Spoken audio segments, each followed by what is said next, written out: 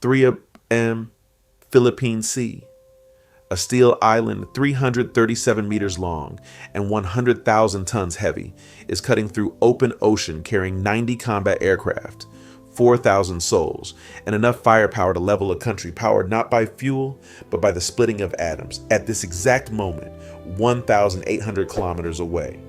A missile crew is entering one set of coordinates into their targeting system. Not a city, not an air base. This ship, this is not a simulation. This is now.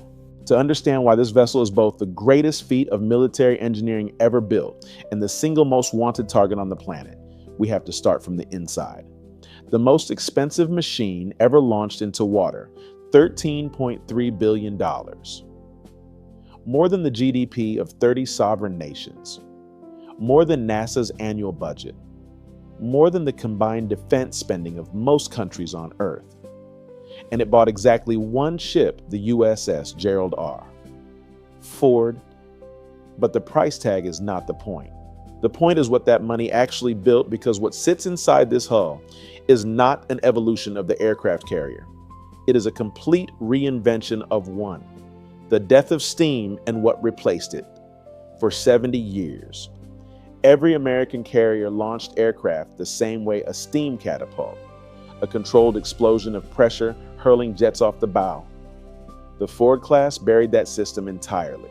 Emails, the electromagnetic aircraft launch system, uses a linear induction motor to accelerate a 60,000-pound aircraft from 0 to 165 miles per hour in under 2 seconds.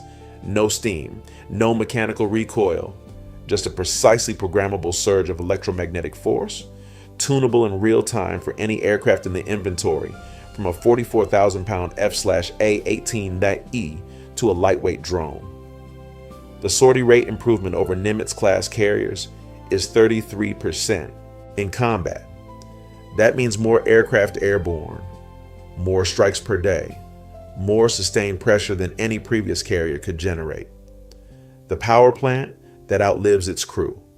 2 A1B pressurized water reactors produce 600 megawatts, 2.5 times the electrical output of a Nimitz-class ship, enough to power a city of 100,000 people. 0 refueling required for 25 years of service, the equivalent of circumnavigating the Earth 25 times without stopping. Sailors who enlist the day Ford deploys will retire before that reactor needs its first refuel. But the figure that almost never surfaces in coverage of this ship, half of that generating capacity, is currently unused.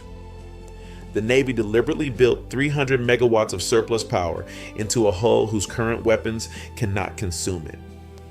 That empty capacity is not an oversight. It is a reservation written into steel for weapons still being designed. The lieutenant in the 2,000-page manual strip away the statistics. Walk below deck. A Navy lieutenant emails division officer. 18 months of specialized training behind him, stands watch over a system documented across more than 2,000 pages of technical manuals. When everything runs clean, nobody knows he exists. But early SHOT GAO assessments confirmed EMALS experienced critical failure rates during initial deployment that fell well short of Navy targets. At surge operations of 120 sorties per day, one unplanned interruption freezes the entire launch sequence, backs up the flight deck, and opens a window of reduced combat effectiveness that an adversary's targeting cycle could exploit. One officer, 2,000 pages, no technician to call, no time to wait. The paradox built into the hull. The Ford carries 700 fewer sailors than a Nimitz-class ship, saving approximately $4 billion across a 50-year service life. But every sailor removed transfers their workload to those who remain, with assessments indicating a measurable per-person workload increase across Ford-class crews. More critically, every system that replaces a human being runs on software. EMALS, the Advanced Weapons Elevator, the dual-band radar. Software can be updated and improved, but it also carries attack surfaces that no amount of steel plating can armor against. The most technologically advanced warship ever built is, at its operational core, a networked computer system. And networked systems can be penetrated. The weapons waiting to be born. That reserve 300 megawatts has a destination. The Navy's Hellcat program is developing directed energy weapons targeting fleet integration by the early 2030s. A 1 megawatt laser fires at the speed of light, costs between $1 and $10 per shot, and requires no magazine. Compare that to $2 to $4 million per SM-6 interceptor missile. Railgun testing at Naval Surface Warfare Center Dahlgren demonstrated muzzle velocities exceeding Mach 6. The Ford was not engineered for today's threat environment. It was engineered as the platform that will carry weapons its designers could calculate, but not yet manufacture. If a ship this powerful still carries vulnerabilities written into its own core systems, ask yourself, do you think the adversaries who spent 30 years building weapons specifically to kill it haven't already found every single one of them? If this level of analysis is giving you a perspective you won't find in mainstream coverage, hit like and subscribe, because what comes next makes everything you just learned look like the easy part. Technology doesn't win wars. What wins wars is how that technology moves across a battlefield, and a carrier strike group controls a battlefield the size of a continent. But controlling it and surviving inside it are two very different things. One ship is not the weapon. The most consequential misunderstanding about American carrier power. People look at the carrier and think the carrier is the weapon. It is not. The carrier is the nucleus of a carrier strike group, a coordinated multi-domain combat system operating simultaneously above, on, and beneath the ocean surface. A standard 2025 CSG includes the carrier, 1 Ticonderoga class guided missile cruiser, 2 to 3 Arleigh Burke class destroyers, 1 to 2 Virginia class attack submarines, and a combat logistics vessel. Each fills a role the others cannot. Remove anyone and the system degrades. Together, they form a layered offensive and defensive architecture that no single nation, not China, not Russia, can currently replicate in full. A bubble that swallows entire seas. The combat radius of a CSG is not a fixed circle around the hull.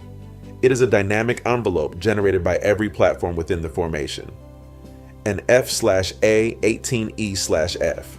Super Hornet carries a combat radius of 722 nautical miles. The F-35C presents a radar cross-section of approximately 0.005 square meters, the size of a golf ball, while carrying the AGM-158C long-range anti-ship missile with a standoff range exceeding 500 nautical miles. A strike group positioned 600 nautical miles offshore can strike targets nearly 1,200 nautical miles inland without moving the carrier a single mile closer to the threat. Add MQ-25, a Stingray unmanned aerial refueling currently in operational testing, and that reach extends further still, requiring no forward basing agreements, no diplomatic conditions, no permission from anyone. The man who lands a jet on a moving Postage, stamped behind every sortie statistic, is a human being doing something with no civilian equivalent. A naval aviator on USS Dwight D. Eisenhower during 2025 Red Sea operations logged over 300 flight hours in a single year, 30% at night, over open ocean with no visual horizon. A night carrier landing is not a difficult version of a normal landing. It is categorically different. The pilot flies a 3.5-degree glide slope at 150 knots toward a pitching flight deck illuminated by nothing more than colored reference lights. The arresting wire stops the aircraft from 150 knots to 0 in 2 seconds, a deceleration equivalent to a high-speed automobile collision. Every pilot repeats this hundreds of times per deployment. The machinery earns the headlines. The people running it earn something harder to quantify. The aircraft that wins without firing. Not every platform in a CSG is designed to destroy. The EA-18G Growler electronic attack variant of the FA-18F carries a mission more strategically decisive than any strike aircraft in the inventory. Equipped with the AN/ALQ-99 tactical jamming system and the AN/ALQ-249 next generation jammer pod, a single Growler can suppress and blind the integrated air defense architecture of an entire mid-tier adversary. Radar stations lose picture. SAM batteries lose target lock. Command networks fragment into noise. The strike package that follows operates in a sanitized electromagnetic environment against an enemy that cannot see, cannot aim, and cannot understand what is happening to them. Air dominance achieved not through firepower, but through the erasure of the enemy's ability to perceive the battlefield, the paradox of the world's most powerful fleet. Here is where the picture fractures. The most powerful naval formation ever assembled cannot simply sail to optimal strike range of its most capable adversary. China's DF-26B ballistic missile, assessed by the Defense Intelligence Agency as capable of engaging ships at sea, carries a range of approximately 4,000 kilometers with a maneuvering re-entry vehicle. The operational consequence? A CSG facing a high-end PLA threat must maintain a standoff of at least 1,000 nautical miles from the Chinese mainland to stay outside the densest threat envelope. At that distance, even the F-35C's combat radius begins compressing the available target set. The world's most powerful offensive naval force must keep its distance from the one adversary it was built to deter. When allies fly together, in the SEAM show Exercise Talisman, Sabre 2025, USS George Washington and HMS Prince of Wales operating simultaneously in Australian waters, both flight decks running F-35 variants, the first time two Allied carriers achieved that level of integrated fifth-generation aviation. The strategic signal was real. But embedded within that milestone was a quieter finding. Achieving genuine tactical interoperability between U.S. and Royal Navy systems required deliberate procedural workarounds that would not exist in a pre-planned bilateral operation. Two of the world's most sophisticated navies, flying identical aircraft off parallel decks, still encountered friction at the integration layer. In a real conflict, that friction is not an inconvenience. It is a gap, and gaps are precisely where adversaries build their strategies. A strike group that dominates millions of square kilometers of ocean and still cannot close within 1,000 nautical miles of the adversary it was built to face. That contradiction has one explanation, and the explanation is a weapon designed not to win a battle, but to make the entire concept of carrier warfare obsolete before the first shot is fired. The Humiliation that built an arsenal. 1996 Taiwan Strait. China conducts ballistic missile tests to intimidate Taiwan ahead of its presidential election. Washington responds by sailing two carrier strike groups into the region. Beijing watches, powerless, unable to track the carriers, unable to threaten them, unable to do anything except observe American power operating freely in what China considers its own strategic backyard. That moment of humiliation did not produce anger alone. It produced a 30-year weapons development program with a single operational objective: ensure that no American carrier can ever again operate with impunity inside the first island chain. The result is the most sophisticated anti-access architecture ever built, and it is now fully operational. The missiles that rewrote the rules. China's People's Liberation Army Rocket Force, PLARF, fields a layered anti-ship missile inventory that has no equivalent anywhere on Earth. The DF-21D NATO-designated CSS-5 Mod 4 is the world's first operational anti-ship ballistic missile range of 1,500 kilometers, terminal velocity exceeding Mach 10, maneuvering re-entry vehicle designed to track and strike a moving carrier at sea. Behind it sits the DF-26B range of 4,000 kilometers. Capable of being launched from hardened silos in China's interior and reaching targets as far as Guam. Then there is the YJ-21 unveiled publicly in 2022, a hypersonic anti-ship missile with a terminal phase velocity exceeding Mach 10 and the ability to maneuver unpredictably in its final approach, specifically engineered to defeat the engagement envelopes of shipboard defense systems. 3 weapons, 3 different flight profiles, 1 shared purpose, 6 minutes, 7 simulations, same result. Inside a Pentagon wargaming facility in 2024, a senior Navy flag officer watches a simulation screen display a result he has seen before. USS Gerald R, forward mission kill, T plus 18 minutes. It is not the first time this scenario has ended this way. It is the 7th consecutive run of the same Taiwan Strait contingency model, returning the same outcome. The variables change weather, formation spacing, electronic warfare posture, but the result does not. What makes the YJ-21 particularly difficult to address is the timeline it compresses. From the moment shipboard sensors achieve reliable detection of an inbound YJ-21, the crew has approximately 6 minutes to respond. 6 minutes to classify the contact, assign intercept solutions, fire defensive missiles, and hope the engagement geometry works in their favor. In practice, 6 minutes is not a response window. It is the amount of time it takes to understand what is about to happen.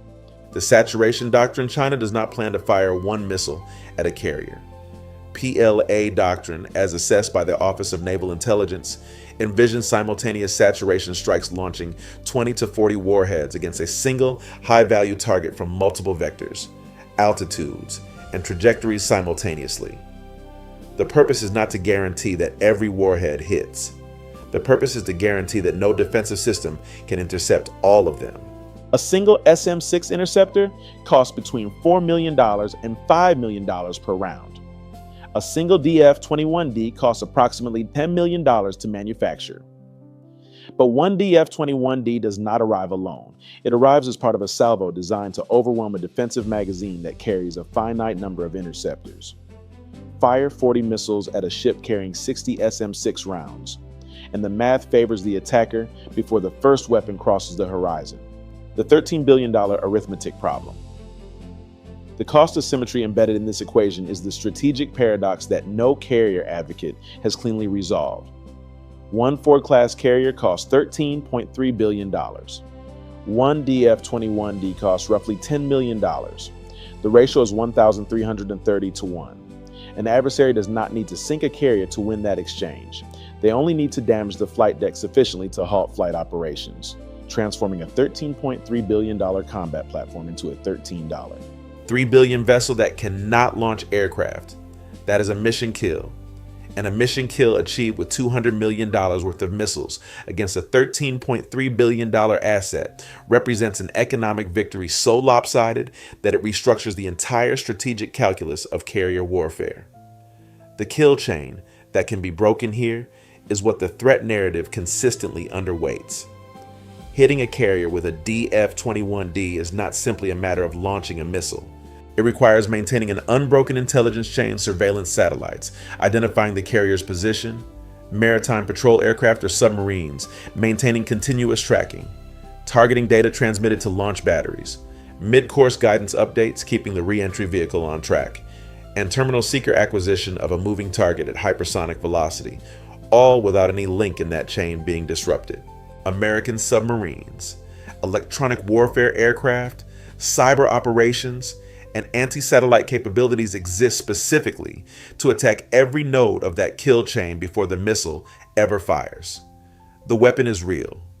The targeting problem it must solve is also real, and the United States has spent decades learning exactly where those links are weakest. If the adversary already has weapons capable of threatening a $13, $3 billion carrier, why is the United States Navy commissioning more of them? The answer is not denial.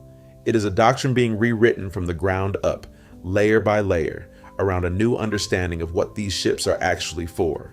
Ships that will outlive everyone. Watching this, the Navy's current plan authorizes 10 Ford-class carriers. 6 have been formally announced. USS John F. Kennedy is scheduled for commissioning in 2027. USS Enterprise follows in the early 2030s. USS Doris Miller, the first carrier name for an enlisted sailor. The first name for an African American is under construction at Huntington Ingalls Industries Newport News Shipyard. In January 2025, President Biden announced that the next 2 hulls would be named USS William J. Clinton and USS George W. Bush. These ships are designed with a 50-year service life. The last Ford-class carrier will still be on active deployment in 2105.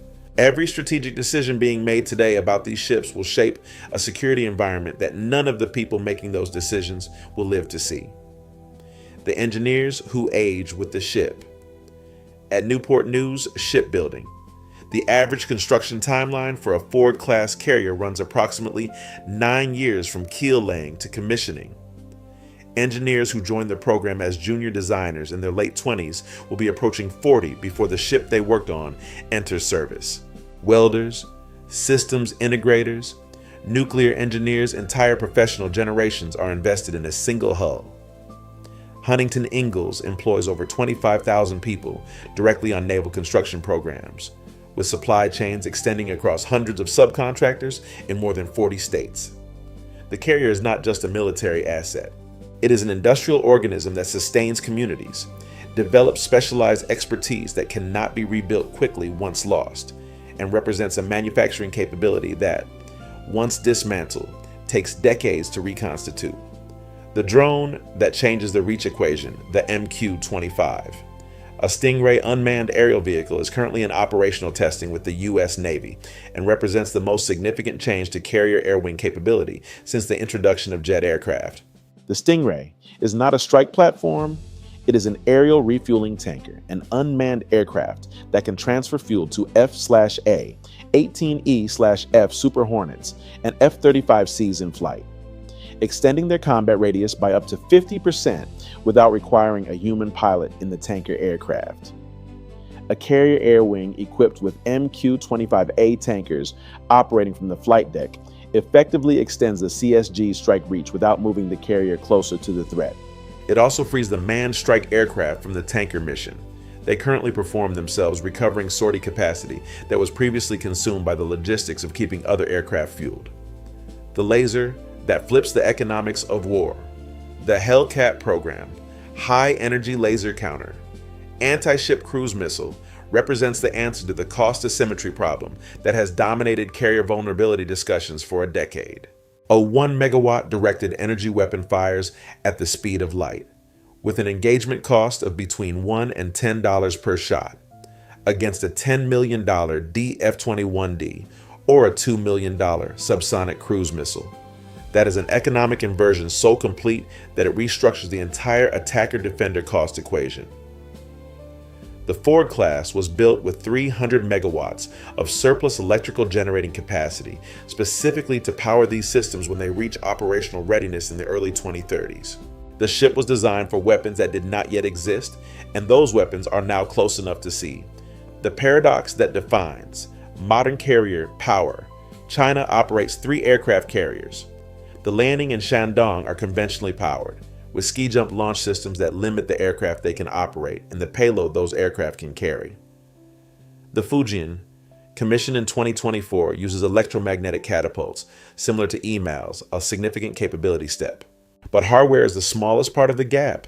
The United States Navy has conducted uninterrupted carrier aviation operations since 1941, 80 years of accumulated institutional knowledge about flight deck operations, strike coordination, anti-submarine integration, and sustained combat logistics at sea. That knowledge lives not in manuals, but in people, in the habits of squadrons that have deployed together, in the judgment of officers who have executed these operations under real conditions. China's carrier force is growing. That institutional depth cannot be purchased, commissioned, or reverse engineered. It can only be earned, and it takes generations. What power actually means. American carriers are more capable today than at any point in their history. They are also operating in a more contested environment than at any point since World War II. Those two facts do not cancel each other out. They define the precise nature of what these ships have become. They are no longer instruments of unchallenged dominance. They are instruments of credible deterrence platforms whose existence, whose demonstrated readiness, and whose forward presence force every potential adversary to calculate a cost they are not certain they can afford to pay. That calculation, made in Beijing and Moscow and Pyongyang before a single order is given, is the carrier's most important mission. Not the strikes it executes, the wars it prevents. If this changed the way you understand what power actually is, not invincibility, but the constant, costly human work of remaining credible, leave a like as recognition of that. Not as a habit, as an acknowledgement that some things are more complicated and more important than they first appear. And if you want to keep looking at the parts of the world that don't make it into the headlines, this is where that happens.